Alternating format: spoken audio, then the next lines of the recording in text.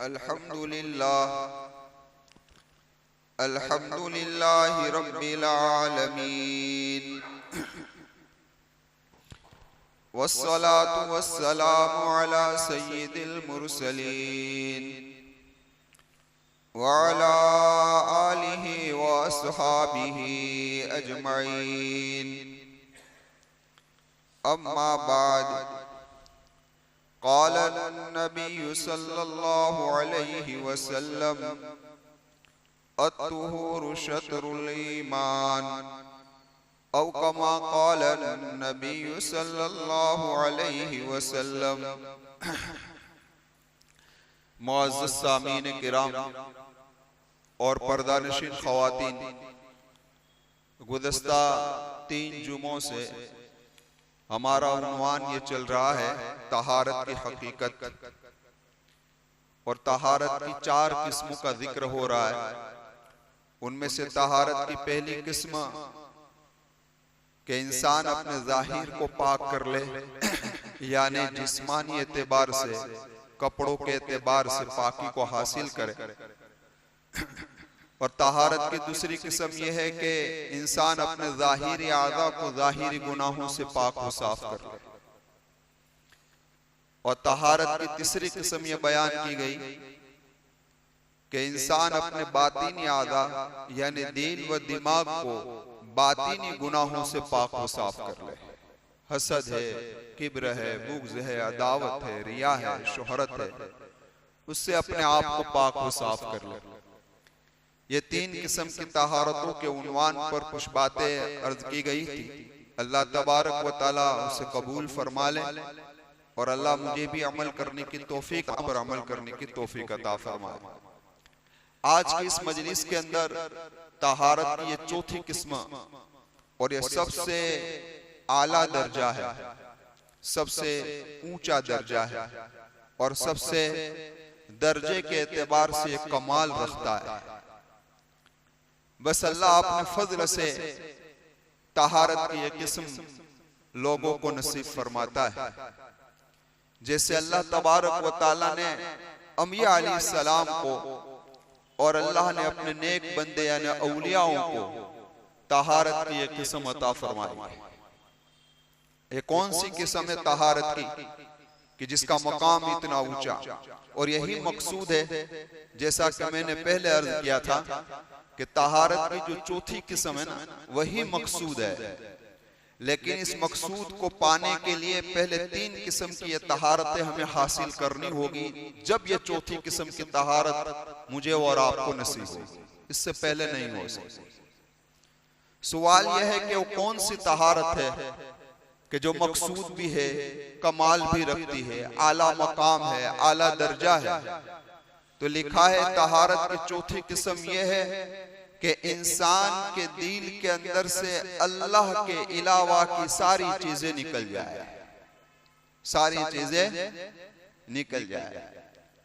इंसान की नजर जब दुनिया के ऊपर पड़े और दुनिया की चीजों के ऊपर पड़े, तो उसके सामने ख्याल आ जाए कि सारी चीजें गंदी है और अल्लाह पाक है। सारी चीजें क्या है भाई? गंदी है और अल्लाह पाक है। यानी इंसान अपने दिल के अंदर से सारी जायज चीजें भी निकाल दे, सारी जायज चीजें, न कोई आरज़ू रहे, न कोई तमन्ना रहे, न कोई उम्मीद रहे। हाँ, इसी को ख्वाजा अजीजुल हसन मजजूब रहमतुल्लाहि अलैहि ने एक शार के अंदर बयान फरमाया। क्या कहा? हर तमन्ना दिल से रुखसत हो गई, हर तमन्ना दिल से रुखसत हो गई, अब तो आजा अब तो खलवत हो गई। ख्वाजा साहब फरमाते हैं, मेरे मालिक, मेरे दिल से हर तमन्ना रुखसत हो चुकी है। न मेरे दिल में अब कोई तमन्ना रही है, न कोई आरज़ू रही है, न कोई उम्मीद रही है, न कोई हिर्स रही है, न कोई हवस रही है। ये दिल मैंने तेरी रात के लिए अब खास कर दिया है, अब तो आज तो खलवत हो गई है, दिल को खाली कर दिया है।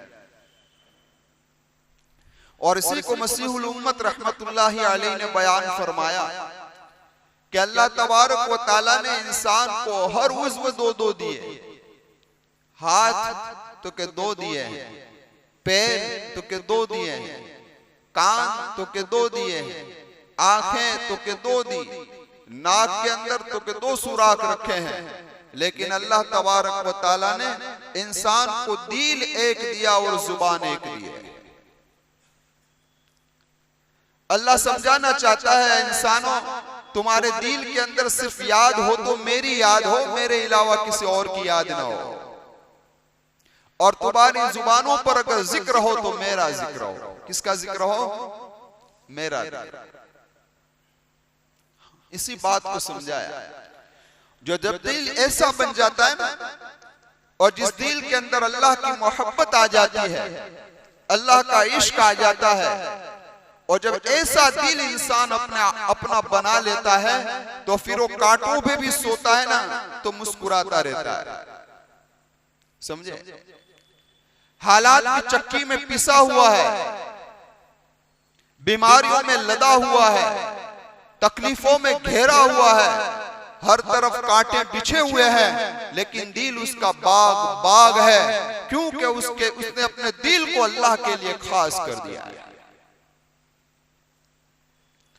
और जब कोई आदमी फूलों में सो रहा है, किसमें सो रहा है?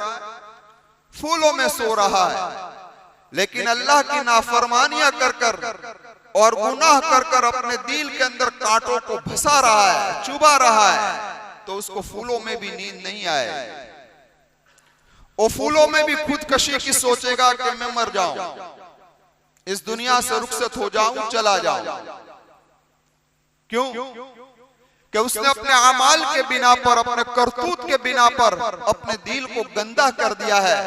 तो बाहर की जमीन तो बाग बनी हुई है, सब कुछ है, कारखाने हैं, ये है वो है, लेकिन दिल को नापाक कर दिया है ना, कि जिसके बिना पर अंदर चुभ रहे हैं कांटे, उसको सोने नहीं देते। करवटें बदल रहा है लेकिन सो नहीं रहा है। दिल गुलिस्ता था तो हर शे से टपकती थी बहार। हाँ, जब दिल में अल्लाह था, मोहम्मद रसूलुल्लाह सल्लल्लाहु अलैहि वसल्लम के तरीके थे और अल्लाह की यादें थी, तो हर चीज से बाहर आया करती थी। दिल बयाबा हो गया, आलम बयाबा हो गया, दिल वैरान हो गया गुनाहों की वजह से, तो अब कुछ अंधेरा ही नजर आ रहा है, कहीं उजाला नजर। उसको एक मिसाल से समझिए। एक बिल्ली थी, क्या थी भाई? हाँ, रोजाना एक चूहे को पकड़ती थी, रोजाना खत्म कर देती थी। आपस में चूहों ने मशवरा किया, हमारी तादाद इतनी और ये एक है, वो भी बीमार है, और हमारा मुकाबला कर रही है, रोजाना एक के बाद एक की बारी ले रही है और एक को एक खत्म कर रही है। कुछ ऐसा प्लान बनाया जाए कि जिससे यह मरहला ही खत्म हो जाए। मशवरा हुआ चूहों का। इसी मशवरे में ये बात तय हुई, कुछ टॉनिक ले लिया जाए, अपने आप को कुछ मजबूत भी बनाया जाए, मुकाबला करना है ना। हाँ, मजबूत बनाया अपने आप को चूहों ने। मशवरा हुआ क्या किया जाए। एक अमीर साहब तय हुए, मशवरे में ये बात तय हुई कि ये चूहे का जो ग्रुप है वो बिल्ली के कान पर अटैक करेगा, एक कान पर। ये जो ग्रुप है वो दूसरे कान पर अटैक करेगा।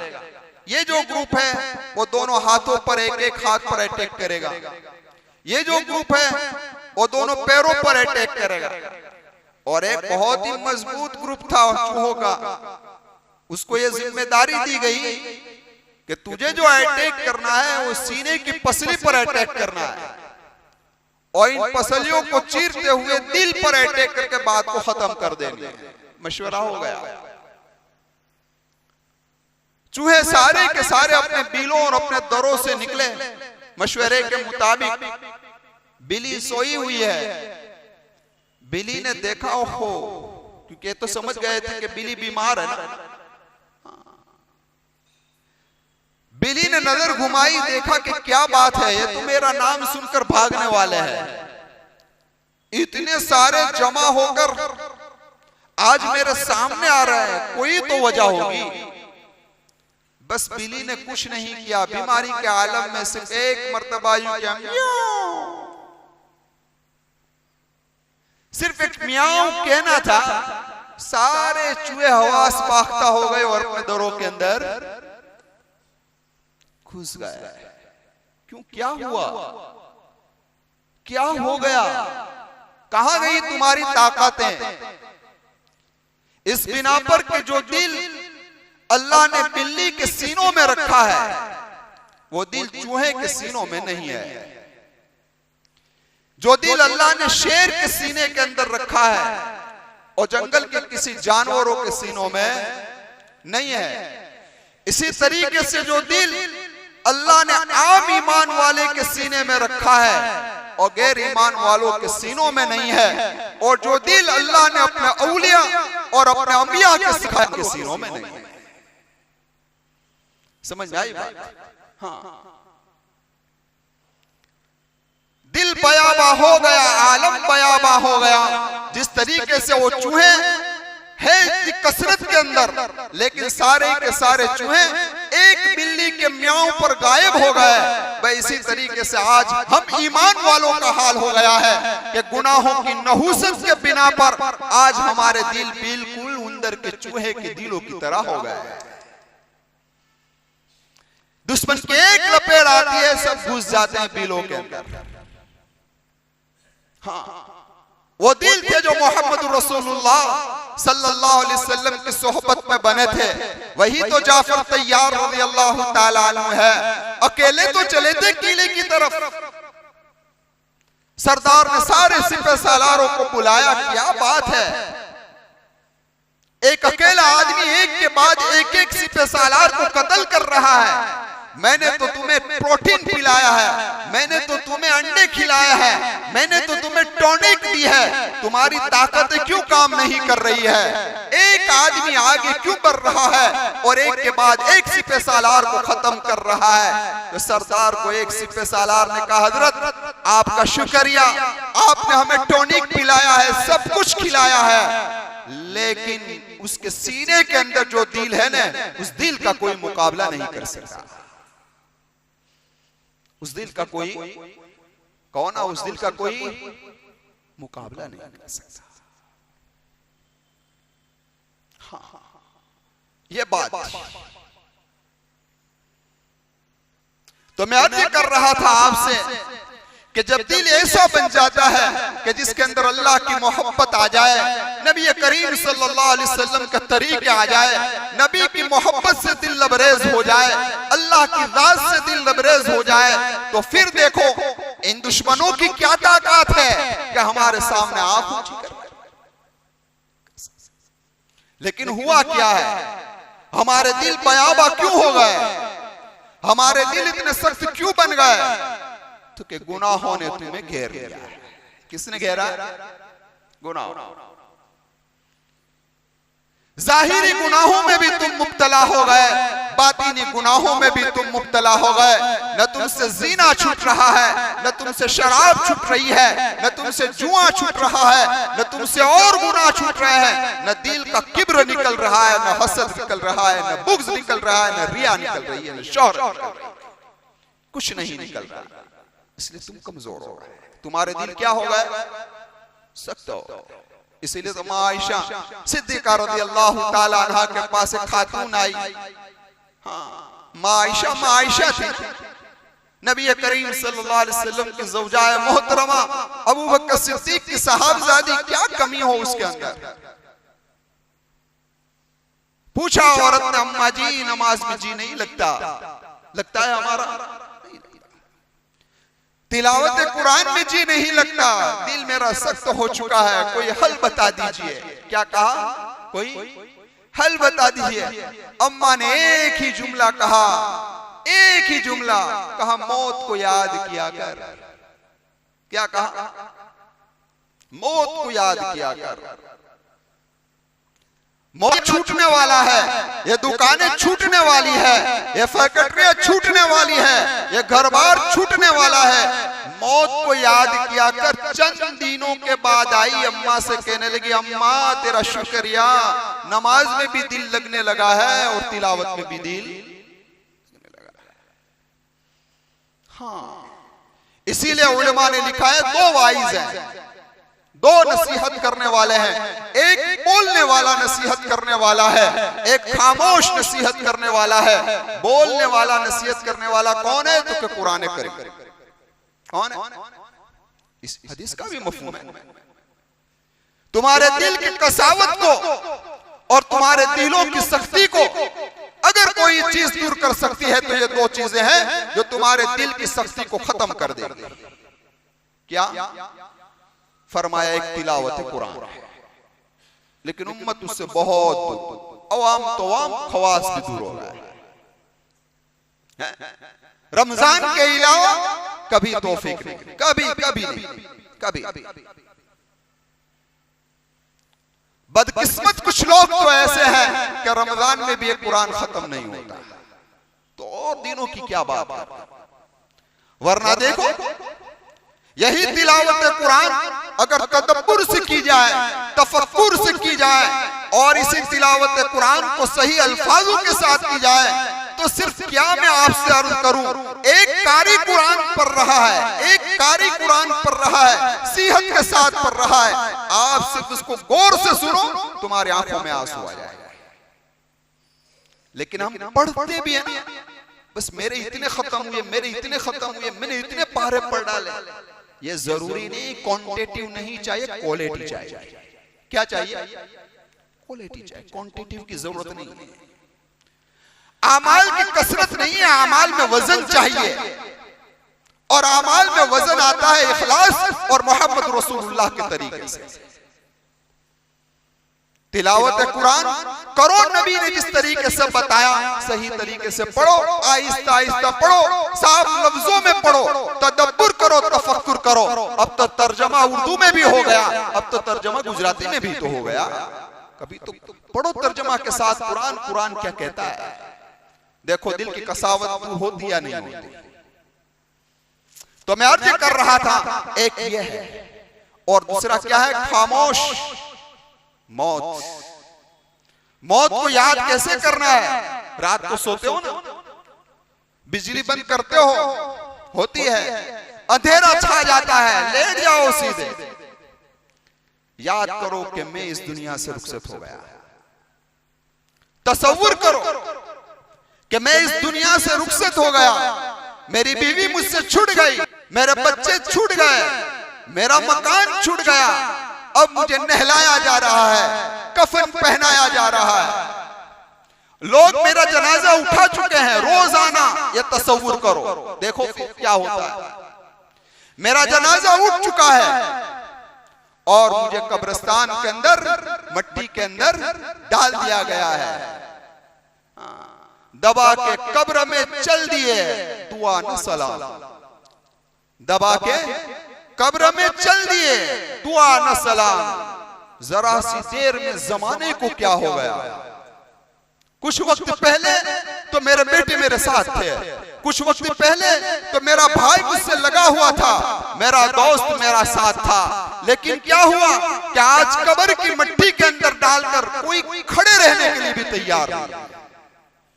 न बेटा बाप की मैयत पर खड़े रहने के लिए तैयार है, न बेटा बाप की मैयत पर, न बाप बेटे की मैयत के ऊपर खड़े रहने के लिए तैयार है। क्या हो गया? सारी चीजें छूट गई, सारी चीजें कौन छूट गई। इसलिए मेरे नौजवानों, इस मजमे के अंदर जो नौजवान है उससे मेरी गुजारिश है, अल्लाह ने आपको जो जवानी अता फरमाई, ये जवानी बहुत ही कीमती है। कितनी कीमती है जानते हो? हाँ, इस बिना पर कि जरा मैं आपको एक मिसाल के जरिए समझाऊं कि अगर मैं आपसे कहूं, आप किसी से कहे कि गोश्त लाना है, तो आप क्या कहेंगे? जवान बकरे का गोश्त लाना, बूढ़े का, भैंस का मत लाना, खरेली का लाना है। क्यों? आप खुद भैंस का गोश्त खाने के लिए तैयार नहीं, आप बड़ी उम्र के बकरे को खाने के लिए तैयार नहीं, आप खुद ये चाहते हैं कि जवान गोश्त होना चाहिए। अल्लाह भी ये चाहता है, मुझे पसंद जवानी की इबादत है। कौन सी इबादत है? हमें तोहफा इबादत का अल्लाह को देना है, मोहम्मद रसूलुल्लाह सल्लल्लाहु अलैहि वसल्लम को तोहफा पेश करना है। तो मेरा और आपका तोहफा भी तो जवान होना चाहिए ना, जवानी का। तो ये जवान ये न समझे कि अभी हम जवान है, बूढ़े हो जाएंगे तो ये कर लेंगे, बूढ़े हो जाएंगे तो ये कर लेंगे।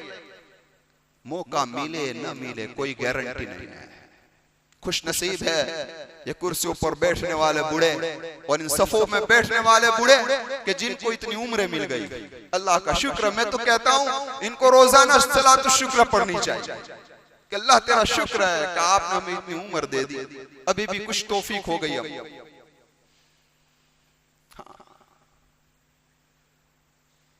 वरना याद रखो, क्योंकि ये जो हमारे परदेशी हैं, चाहे बूढ़ा हो चाहे जवान हो, ये सब परदेशी हैं। असल वो परदेश में कमाने के लिए आए हैं और वतन में जाकर हमें इसको लगाना है। आप देखते हैं कोई यूके जा रहा है, कोई लंदन जा रहा है, कोई बहरीन जा रहा है, कोई दुबई जा रहा है। क्यों जा रहा है? क्योंकि हम परदेश में कमाएंगे और वतन के अंदर लगाएंगे। परदेश में कमाने को जाता है।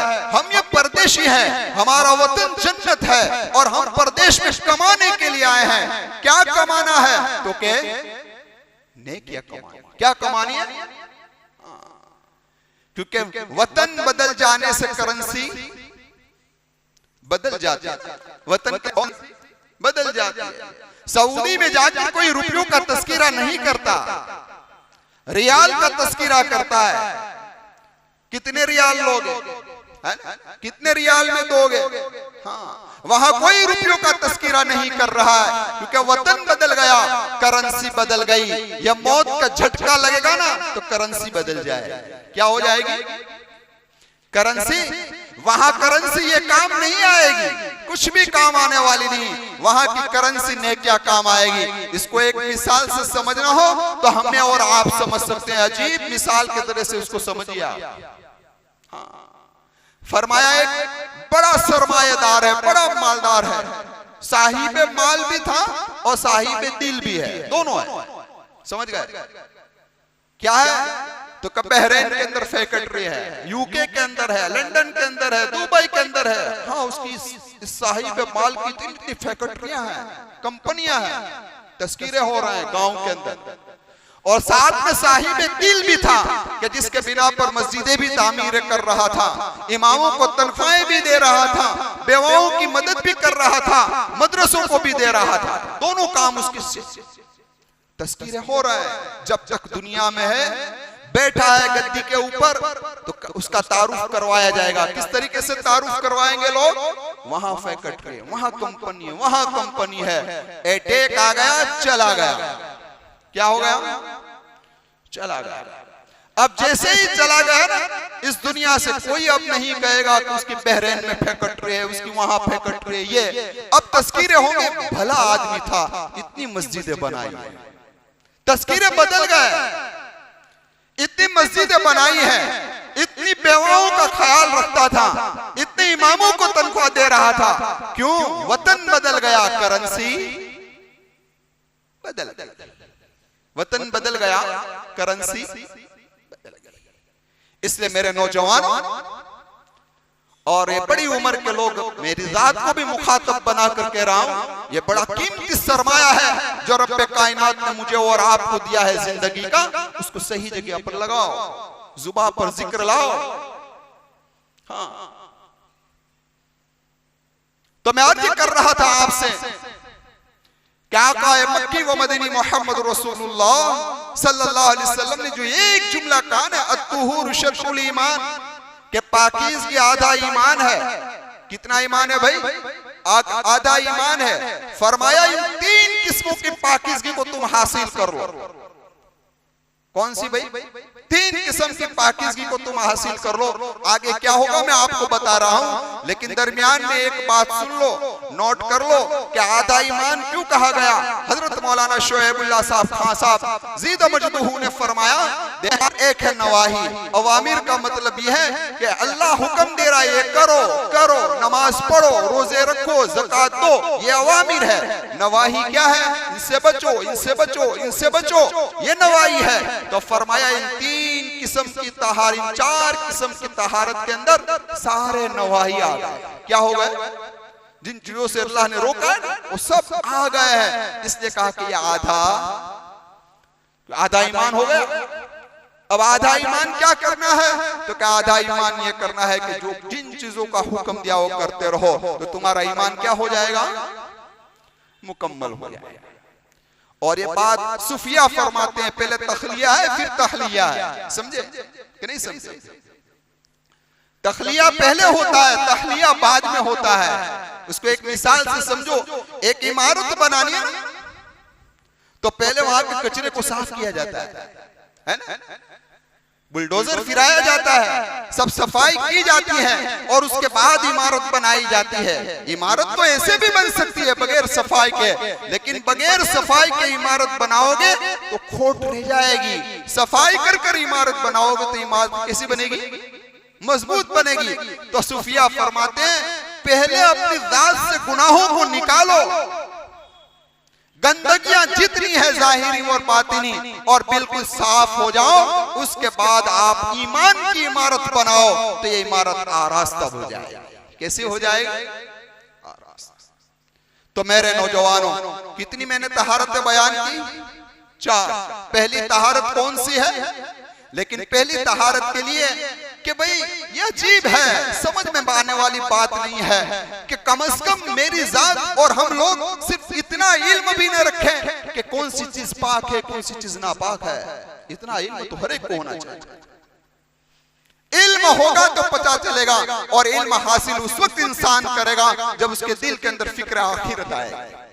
फिक्र आखिरत के बगैर न इंसान इबादत में आएगा, न उसके मामलात दुरुस्त होंगे, न उसकी मुआशरत दुरुस्त होगी। जिस दिल के अंदर फिक्र आखिरत आ गई तो ये सारे शोबे। इसीलिए नबी करीम सल्लल्लाहु अलैहि वसल्लम की तकरीर का आम तौर पर मजमून फिक्र आखिरत होता था।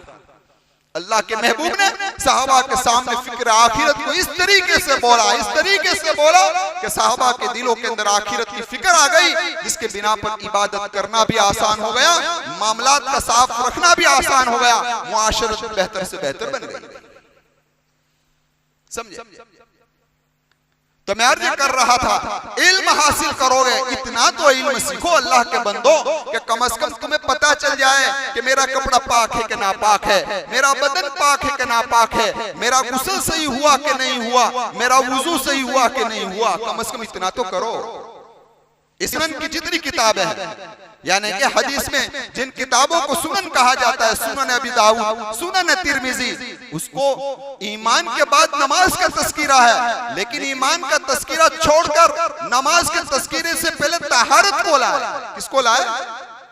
तहारत को लाए। क्यों तहारत को लाए? इस बिना पर कि पहले तहारत पाकीज़गी हासिल करो, फिर इबादत करोगे तो इबादत कबूल होगी। ऐसा हो सकता है पहले नमाज पढ़ने फिर वुजू करे?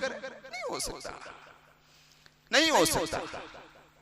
तो मैं अर्ज कर रहा था आपसे, और उसके बाद बड़ी गफलत, बड़ी कोताही, नमाज पढ़ने के लिए आए हैं, वुजू सही किया न किया, वो अलग, आगे बढ़े, नमाज में खड़ा है, न कौमा सही है, न कियाम न कीरा। अल्लाह, अजीब है। किसी से पूछे तो सही कि मैं रुकू से खड़ा होकर कितनी देर तक खड़ा रहूं तो मेरी नमाज सही होगी, 2 सजदों के बीच में मैं कितनी देर बैठूं तो मेरी नमाज सही होगी। कोई तमीज नहीं, आया गया, आया गया। क्या लेने आया था? इतना भी इल्म नहीं है। तेरी जवानी निकल गई, तू बुढ़ापे पर पहुंच गया, लेकिन तूने इतना भी इल्म नहीं सीखा कि तेरी नमाज सही हो जाए। और फरमाया दूसरी किस्म की तहारत ये हासिल करो, तुम्हारे जाहिरी आदा से जाहिरी गुनाहों को निकालो।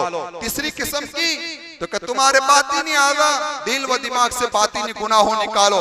फरमाया ये 3 किस्म का काम तुम कर लोगे ना तो ये चौथी किस्म का हासिल करना ये तुम्हारे बस में नहीं है। अल्लाह फरमाता है मैं बतौर इनाम के तुमको अता कर दूंगा, तुम ये 3 काम कर लो तो इनाम के तौर पर चौथा काम मेरा रहेगा।